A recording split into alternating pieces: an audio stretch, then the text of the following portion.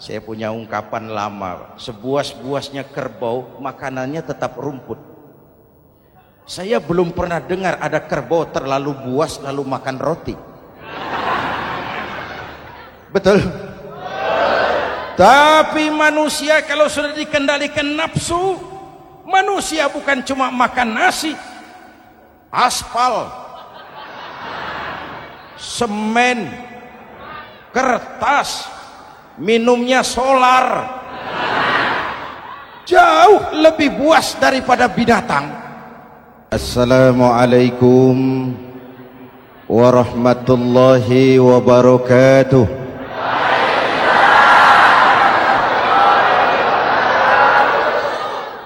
Alhamdulillah wassalatu wassalamu ala rasulillah Sayyidina Muhammad ibn Abdullah wa ala alihi wa sahbihi wa mawala, amma ba'du.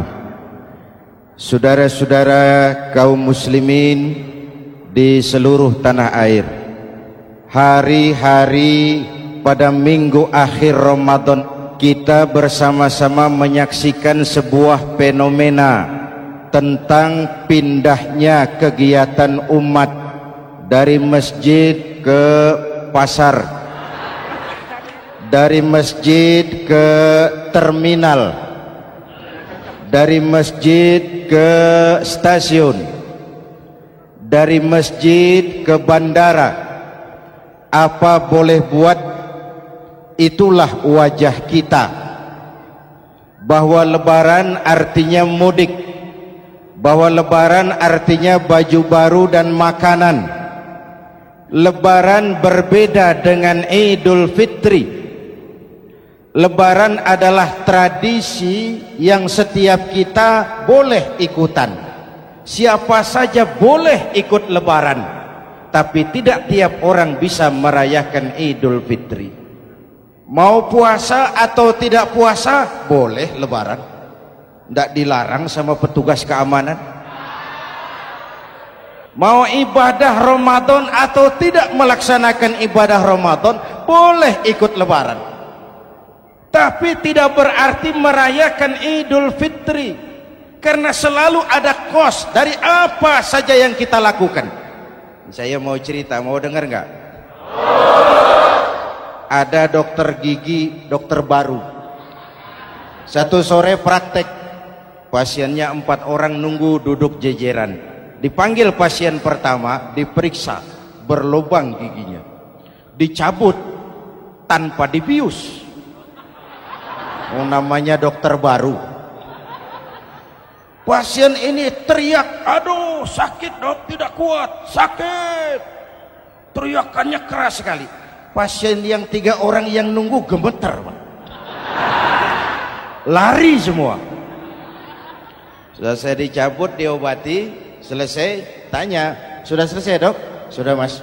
Berapa biayanya? 200.000. Loh, biasanya kan 50.000, kok 200.000? Biasanya sih memang 50.000, tapi siapa suruh kau teriak? Yang 3 lari.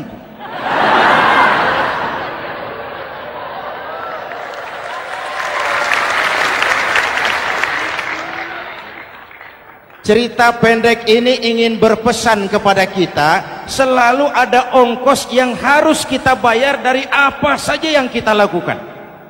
Mau ibadah atau tidak, mau jadi orang baik-baik atau jadi bajingan paling tengik,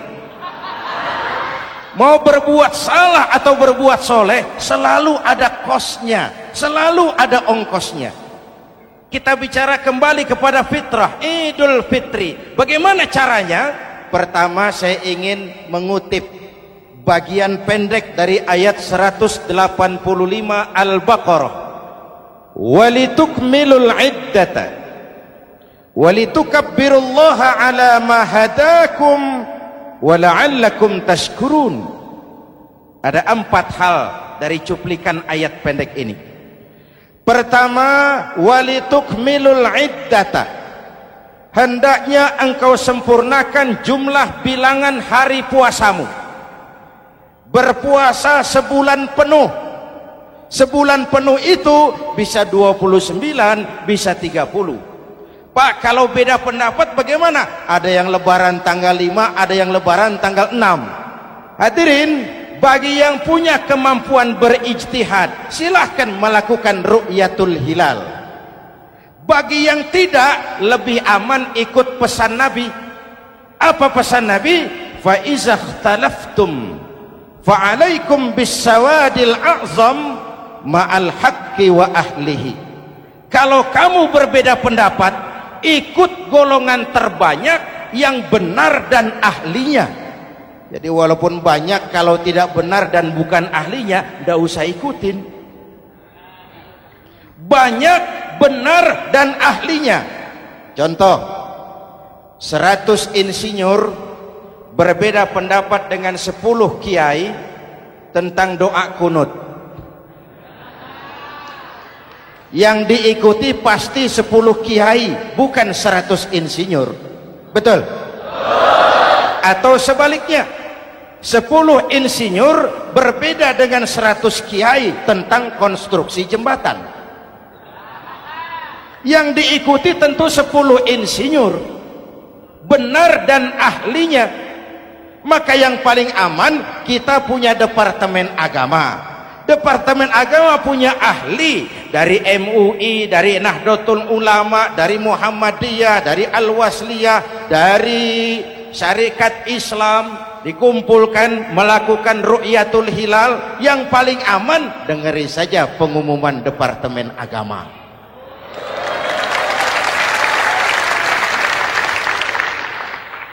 Tapi tetap menghormati mereka yang meyakini 1 Syawal jatuh pada tanggal 5. Beda boleh, marah jangan. Jelas? Saudara boleh suka tempe, tapi jangan menghina orang yang tidak suka tempe. Saudara boleh senang tahu, tapi jangan ngenyek karo wong yang senang tahu. Hadirin yang saya hormati, walitukmilul iddata. Kalau mau kembali kepada fitrah, sempurnakan jumlah bilangan hari puasamu. Makna sempurnakan di sini 2, sempurnakan 1 bulan penuh dan sempurnakan semangat puasamu. Walaupun Ramadan berakhir, puasa jangan selesai. Kenapa? Tangan kita masih tetap terus puasa dari mengambil yang bukan milik kita. Lidah kita walaupun Ramadan sudah selesai tetap berpuasa dari memfitnah dan menggunjing orang lain. Kaki kita walaupun Ramadan sudah selesai tetap puasa dari berjalan ke tempat yang tidak baik. Perut kita tetap berpuasa dari kemasukan barang-barang yang haram. Sempurnakan semangat puasamu. Sikap disiplin, sikap jujur, merasakan kehadiran Allah dekat dalam hidup. Nih contoh ringan. Tadi waktu asar dan zuhur, saudara sholat apa tidak? Sholat. Waktu sebelum sholat kan berwudu. Ketika berwudu kan berkemur. Umpama waktu berkemur itu saudara korupsi,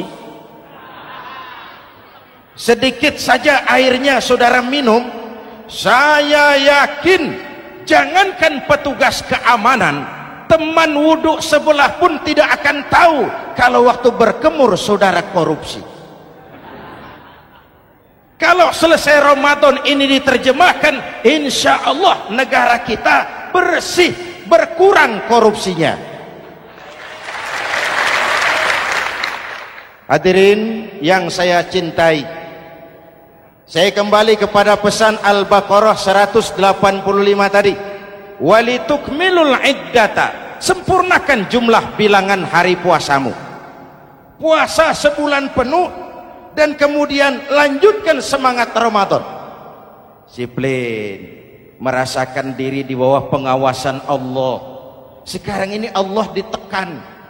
Kita iman dalam ucapan tapi sekuler dalam perbuatan. Tuhan cuma ada di masjid, di kantor Tuhan hilang, maka korupsi merajalela. Tuhan cuma ada di masjid, di pasar Tuhan hilang, maka timbangan tetap curang.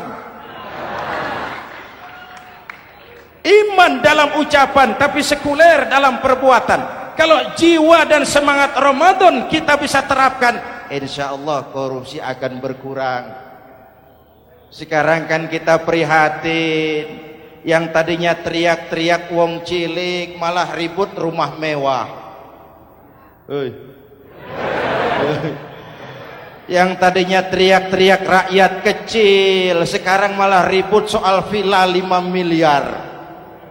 Ini kan menyedihkan, memilukan dan memalukan. Tidak punya sense of crisis.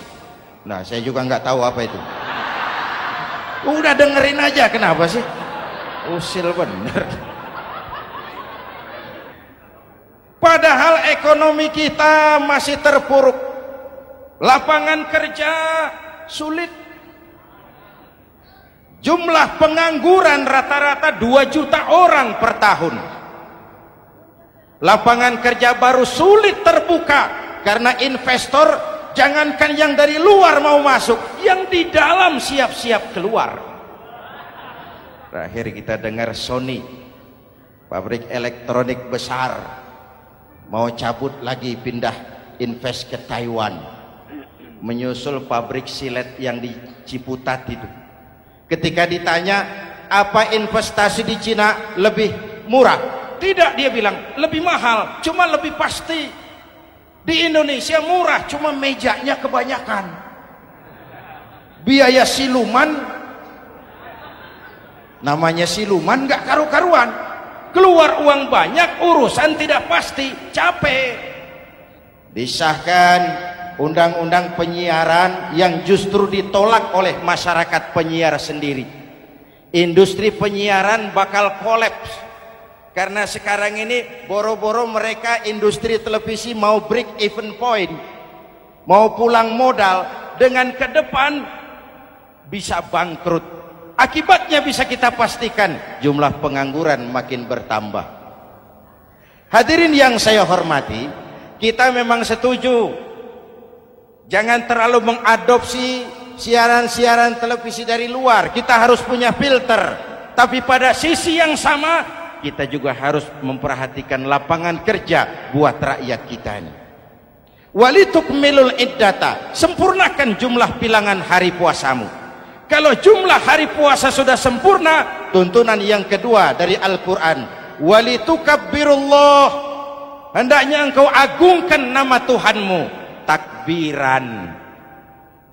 Takbiran itu bisa sendiri, bisa berjamaah, bisa di rumah, bisa di masjid, bisa di surau, bisa dengan pawai keliling, asal dilaksanakan dengan tertib dan tidak mengganggu lalu lintas umum. Prakteknya yang terjadi, pawai keliling itu mengganggu ketertiban umum, perang petasan, mengganggu lalu lintas. Terjadi macam, ada yang takbiran bawa bendera partai. Innalillahi wa inna ilaihi raji'un. Ini takbir politik. Hadirin yang saya hormati, kalimat takbir dalam kondisi kita, saya ingatkan kepada satu ungkapan Bung Tomo. Bung Tomo, pelaku sejarah, tokoh 10 November yang dikenal sebagai Hari Pahlawan, dalam satu pidatonya saya ingat pernah berkata, andai kata tidak ada kalimat takbir, ini ungkapan Bung Tomo, andai kata tidak ada kalimat takbir, saya tidak tahu dengan apa saya harus menggerakkan putra-putra terbaik bangsa untuk bangkit berjuang melawan penjajah.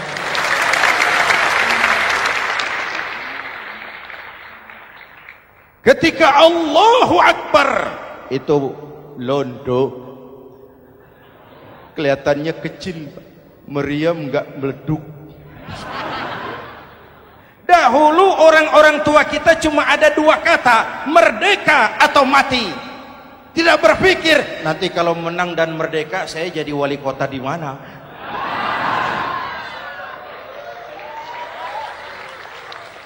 Kalimat takbir, bangsa ini harus bangkit dari keterpurukan. Bangsa ini harus bangkit mengejar ketinggalan-ketinggalannya. Bangsa ini tidak boleh terpuruk terus. Dan semangat takbir harus menjiwai kita. tidak ada capek dalam perjuangan, tidak ada puas dalam upaya. Keberhasilan cuma pengantar ke arah keberhasilan yang lebih baik lagi. Walitukabbirullah, hendaknya engkau agungkan nama Tuhanmu. Nama Allah menjadi motivasi besar dalam kehidupan kita. Ini pesan Quran Al-Baqarah 185. Pesan kedua, setelah sempurnakan jumlah bilangan hari puasamu, agungkan nama Tuhanmu. Takbiran.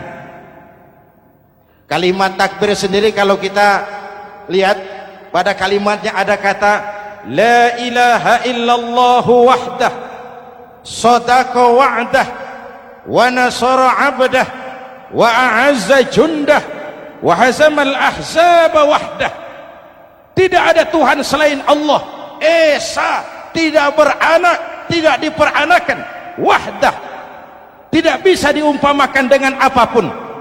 Sadaqa wa'dah, Allah yang maha menepati janjinya. Wa nasara 'abdah, Allah yang maha menolong hambanya. Kalau bukan kebesaran Allah, berat berjuang Ramadan ini melawan musuh yang tidak nyata. Puasa itu kalau olahraga golep.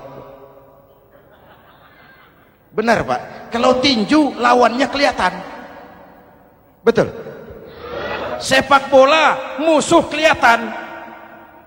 Bulu tangkis kelihatan. Golf siapa musuhnya?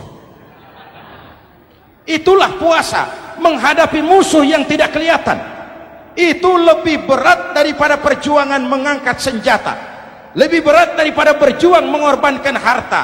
Tapi kalau di bulan Ramadan saja Rasulullah menang dalam perang Badar, itu harus jadi sumber motivasi. Dengan kalimat takbir, dengan keagungan Allah, bangsa Indonesia harus bangkit dari keterpurukan. Ibu bapak hadirin yang saya hormati, jadi bukan akhir Ramadan lalu sibuk beli baju. Boleh, boleh, tapi bukan itu yang utama. Laisal id bilibasin jadid, walakinnal id bita'atin yazid. Idul Fitri bukan pakaian baru. Idul Fitri adalah ketaatan yang meningkat, yang telah ditempa, digojlok, digembleng oleh Ramadan. Jadi kalau Ramadan rajin baca Quran, lalu selesai Ramadan sayonara Quran, latihan tidak berhasil. Ramadan rajin ke masjid, selesai Ramadan selesailah ke masjid. Awal Ramadan full house sampai ke halaman, akhir Ramadan cuma imam berdua tikar. Masjid kembali senyap, padahal masjid adalah pusat kegiatan umat. Saudara lihat dari sejarah, ketika hijrah ke Madinah, Rasul singgah di Kuba. Apa yang beliau lakukan? Membangun masjid. Ketika sampai di Madinah, kesibukan pertama beliau apa? Mencari rumah dinas? Bukan. Kesibukan pertama beliau mencari lokasi di mana membangun masjid. Isra dan Mi'raj, perjalanan besar dimulai dari masjid ke masjid. Ini indikasi masjid memang merupakan pusat kegiatan umat. Umat Islam dengan masjid seperti ikan dengan air, tidak boleh pisah. Ada ikan yang tidak betah di air? Ada. Ikan mau modar. Kalau umat sudah mulai menjauhi masjid, jiwanya yang akan mati. Kalau jiwanya mati, jasadnya masih hidup, itu namanya bangkai berjalan. Walitukabbirullah, engkau agungkan nama Tuhanmu. Takbiran. Setelah berjuang penuh membina takwa, mengharap ridho, mengendalikan nafsu. Ingat loh, puasa itu bukan menghilangkan nafsu, mengendalikan, menempatkan pada tempatnya. Manusia tanpa nafsu bukan manusia, tapi manusia yang disetir nafsu turun jadi binatang, bahkan lebih rendah daripada binatang. Puasa ini menempatkan nafsu di tempatnya. Hai laki-laki, kamu nafsu sama perempuan? Betul Pak. Perempuan suka laki-laki? Betul Pak. Boleh lewat sini, lewat pintu yang disebut nikah. Ini nafsu disalurkan lewat pintu yang disebut nikah. Jangan seperti ayam kawin tiap malam, nikah tidak mau.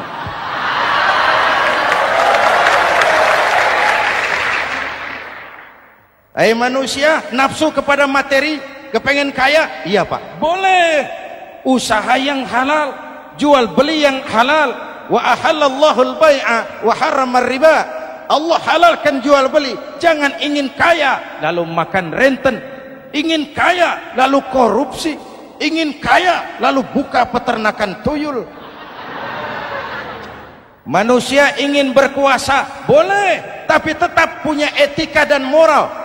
Jangan ingin berkuasa lalu fitnah, ingin berkuasa lalu mengadu domba orang, ingin berkuasa lalu menghalalkan segala cara. Puasa menempatkan nafsu pada tempatnya. Manusia yang dikendalikan nafsu lebih puas daripada binatang. Saya punya ungkapan lama, sebuas-buasnya kerbau makanannya tetap rumput. Saya belum pernah dengar ada kerbau terlalu buas lalu makan roti. Betul?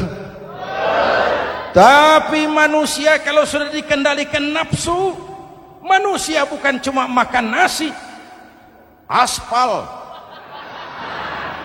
semen, kertas, minumnya solar, jauh lebih puas daripada binatang. Inilah puasa, arep nguwong ke wong,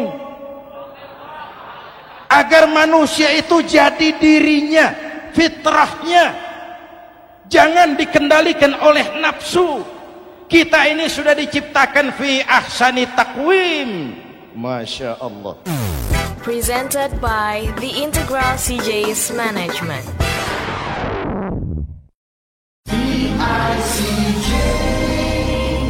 Hadirin, yang ketiga pesan Al-Baqarah 185 tadi.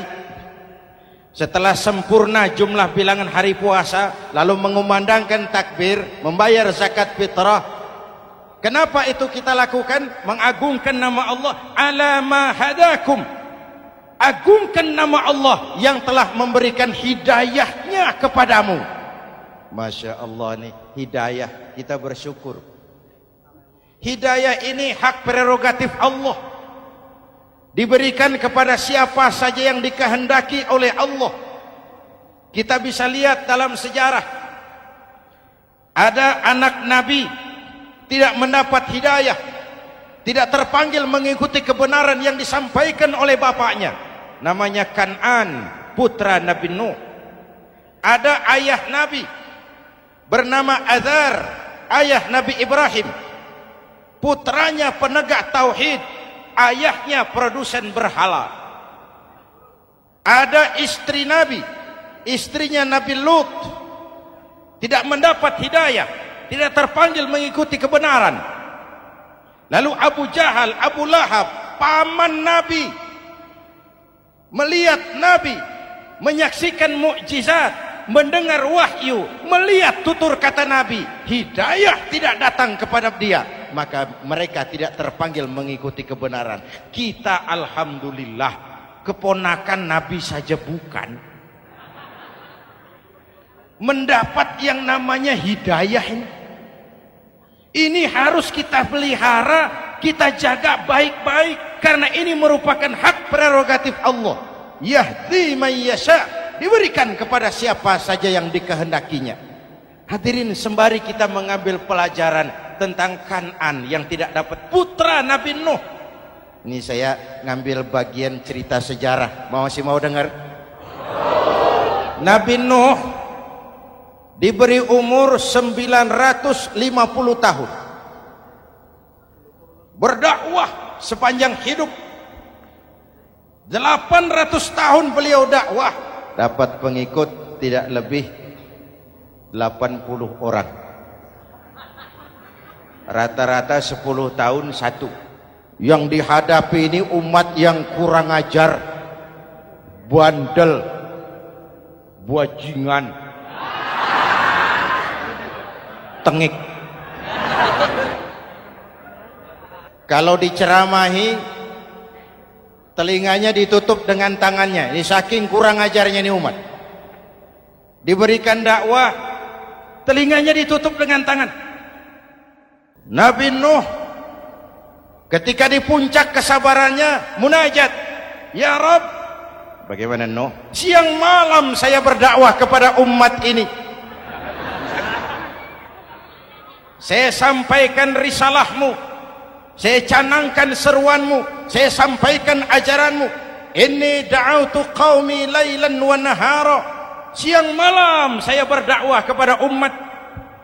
Wa inni kullama da'autuhum ja'alu asabi'ahum fi adhanihim.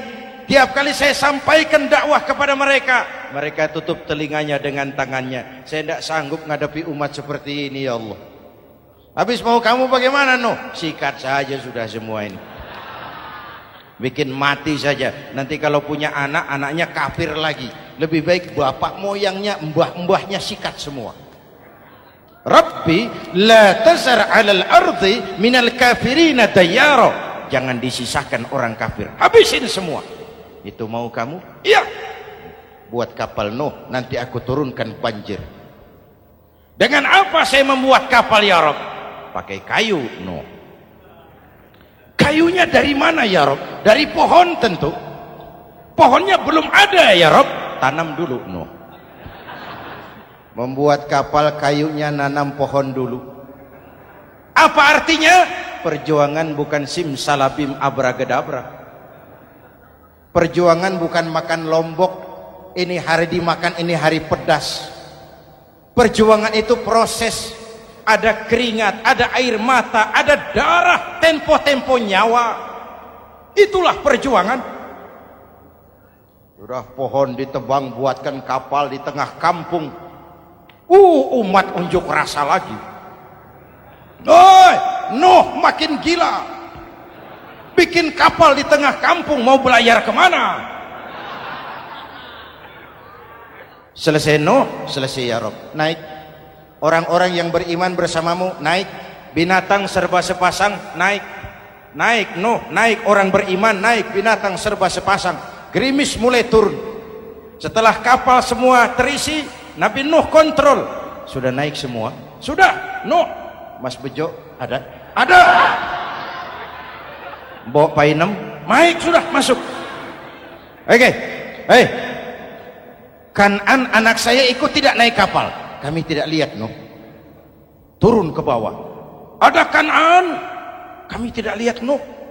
Naik ke atas buritan. Kelihatan Kan'an tidak ikut naik kapal. Kumpul bersama orang kafir di daratan. Inilah potret kehidupan. Kumpul dengan orang-orang kafir. Berapa banyak anak-anak kita tidak mau ikut orang tuanya ke masjid. Kumpul dengan orang-orang kafir di tempat maksiat. Nuh karena sayang kepada anak, dari atas kapal memanggil, ya bunayyar kam ma'ana. Ya, ini bahasa orang manggil, Pak. Kan'an, kesini nak, naik kapal sama papi. Ini terjemahan bebas.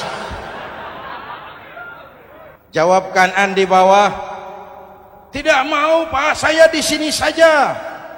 Jangan nak, Allah sedang murka, akan turun banjir. Kalau datang banjir Papa, sa'awi ila jabalin ya'simuni minal ma'. Saya akan naik ke gunung tinggi yang bisa menyelamatkan saya dari banjir. Kan'an naik ke gunung tinggi, gunung pun tenggelam dihantam banjir. Dalam puncak kepedihan, Nabi Nuh akhirnya sadar, ya Allah, kalau orang kafir tenggelam memang saya yang minta, tapi Kan'an kan anak saya. Nuh, anggap Kan'an bukan anakmu. Wa innahu amalun ghairu salih. Nuh sadar, akhirnya bilang, ana urid wa anta turid wallahu fa'alun lima yurid. Aku punya kemauan, kau Kan'an punya kemauan, Allah juga punya kemauan. Kemauan Allah lah yang akhirnya jadi kenyataan. Nek sekarang juga kita ngadepi musim banjir. Bukan banjir air saja, banjir peradaban-peradaban yang masuk ke negeri kita. Banjir maksiat, banjir munkarot. Kalau kita sudah ke masjid, kita sudah naik kapal. Tolong kontrol anak-anak kita. Tolong kontrol tetangga kita. Ayo naik kapal. Banjir.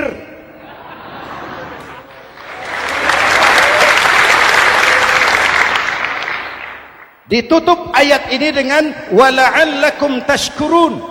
Atas hidayah yang diberikan kepada kita, kita bisa melaksanakan ibadah Ramadan, bisa takbiran, dan diakhiri dengan ungkapan tasyakkur.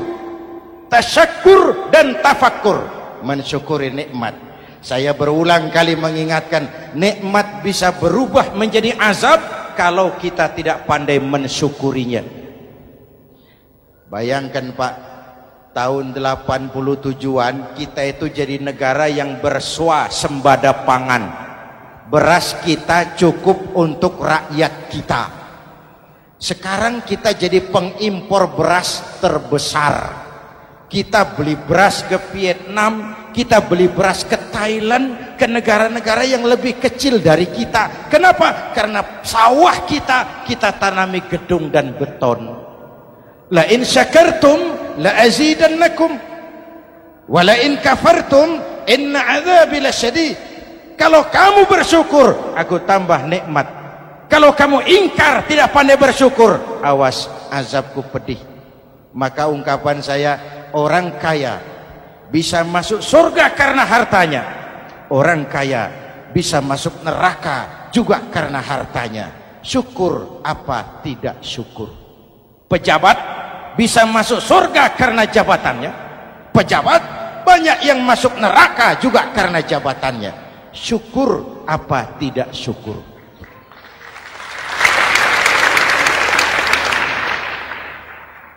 Orang alim, kiai bisa masuk surga karena ilmunya. Orang alim pun bisa masuk neraka lebih dulu dari penyembah berhala juga karena ilmunya. Syukur apa tidak syukur? Kasih jabatan sebagai pemimpin lalu menyadari sayyidul qaumi khadimuhum. Pemimpin suatu umat adalah pelayan bagi umat itu. Pelayan harus melayani, bukan minta dilayani. Selama ini kita memandang jabatan itu jalan pintas menuju kaya. Jabatan itu artinya kekuasaan dan fasilitas, maka yang lahir rampok-rampok baru.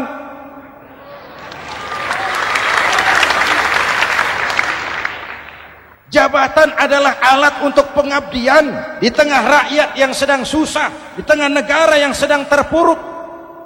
Kita memerlukan pemimpin-pemimpin yang sadar sayyidul qaumi khadimuhum. Pemimpin suatu kaum adalah pelayan bagi kaum itu sendiri. Ibu bapak hadirin yang saya hormati, dengan mensyukuri itu maka makna Idul Fitri meresap kembali kepada fitrah kita sebagai manusia. Fitrah kesucian. Secara sederhana orang gambarkan kembali kepada fitrah seperti bayi baru dilahirkan oleh ibunya, bersih, suci, tanpa dosa, lantaran sudah dibersihkan oleh ibadah Ramadan. Tapi para ulama khalaf ada yang mengartikan fitrah itu kecenderungan kepada kebajikan. Kecenderungan kepada kebaikan itu juga fitrah. Kembali kepada fitrah manusia, kecenderungan untuk berbuat baik. Kita lahir bayi tidak punya dosa, betul? Tidak ada dosa warisan dalam Islam. Kalau harta warisan ada, dosa warisan tidak. Karena itu dalam Islam juga tidak ada penebusan dosa. Kalau dosa bisa ditebus dengan uang, tentu Menteri Keuangan nomor 1 masuk surga.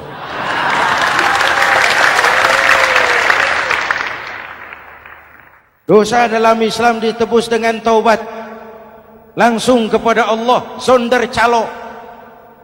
Hadirin yang saya hormati, kembali kepada fitrah seperti bayi baru dilahirkan oleh ibunya, bersih, tidak punya dosa kepada Allah lantaran sudah dibersihkan oleh ibadah Ramadan.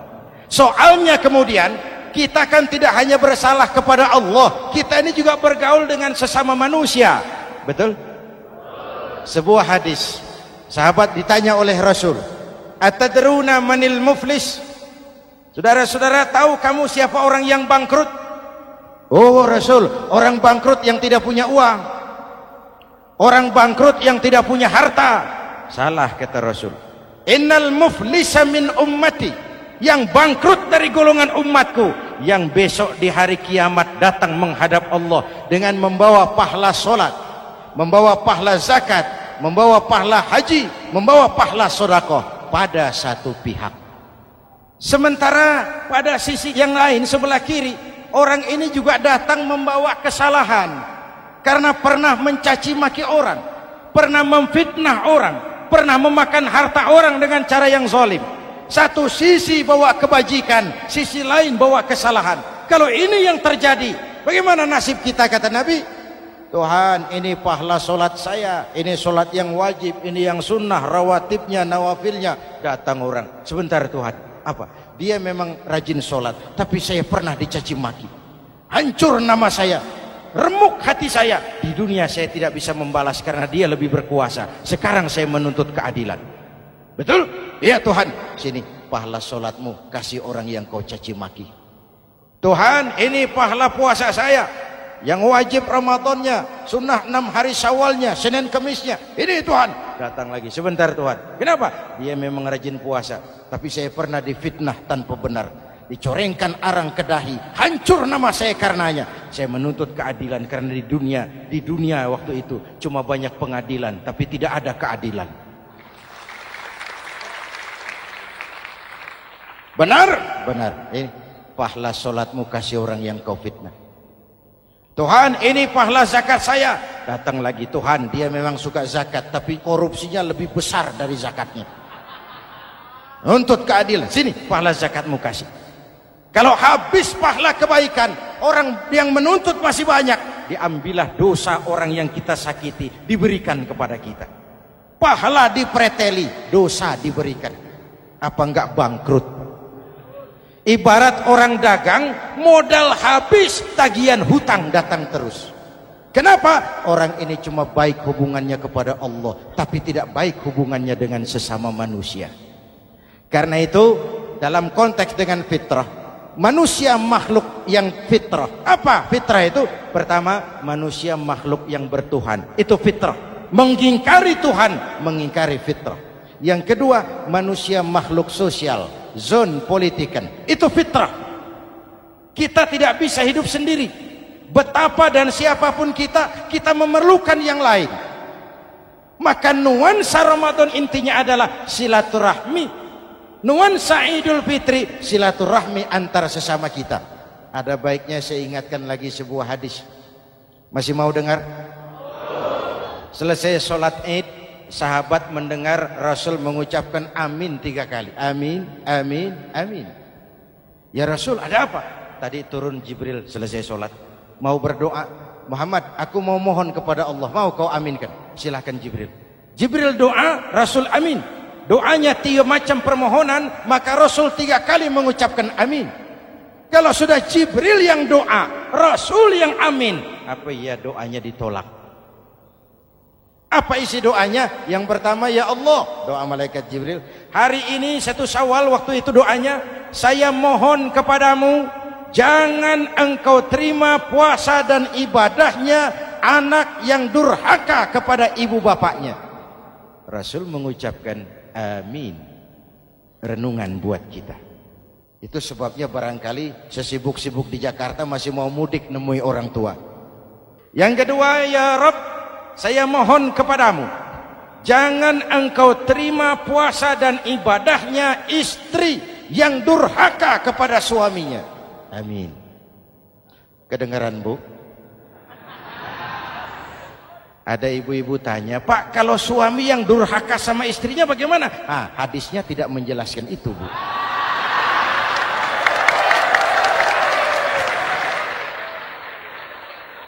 Lo menang sendiri. Yang jelas suami itu presiden rumah tangga, dimintakan tanggung jawab tentang istrinya. Nah istri swargo manut neraka kadut. Ketika pulang Isra Mi'raj saja Rasul bercerita, aku diperlihatkan neraka. Neraka ya Rasul? Iya. Lalu aku lihat isinya kok kebanyakan perempuan. Perempuan. Laki bagaimana? Laki juga tidak sedikit. Cuma kebanyakan perempuan. Ya Rasul, apa mereka tidak sholat?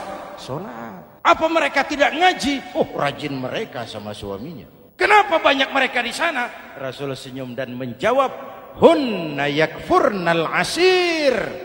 Umumnya perempuan kurang bisa terima kasih sama suaminya.